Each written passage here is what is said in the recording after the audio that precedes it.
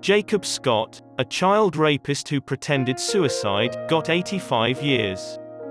To dodge child rape allegations, a Mississippi man faked his own death. He was found guilty and sentenced to 85 years in jail. After a trial, the jury decided that Jacob Blair Scott, 44, had committed child exploitation, 4 charges of indecently touching a minor, and 9 counts of sexual battery. In addition to the $10,000 in penalties, Jackson County Circuit Judge Kathy King Jackson imposed an 85-year jail term on Scott. She predicted that Scott will be imprisoned for the rest of his life. In July of last year, authorities discovered Scott's little boat along the Alabama shore near Orange Beach. Although a revolver and a suicide note were discovered on the boat, there was insufficient forensic evidence to suggest that the victim had committed suicide.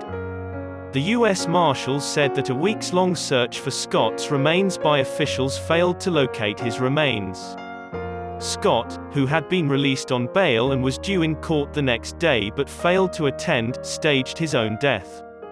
Before he vanished, Scott had stolen $45,000 from a bank account, according to investigators.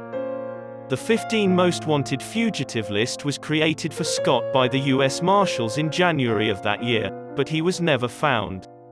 At the year 2020, officials found Scott under an Oklahoma RV park, where he was hiding out in the identity of another person. There were at least 30 sexual assaults between 2016 and 2017, according to the victim, who testified throughout the trial. According to her testimony, she gave birth to the baby. Scott testified throughout the trial that he was suffering from post-traumatic stress disorder at the time of the murders.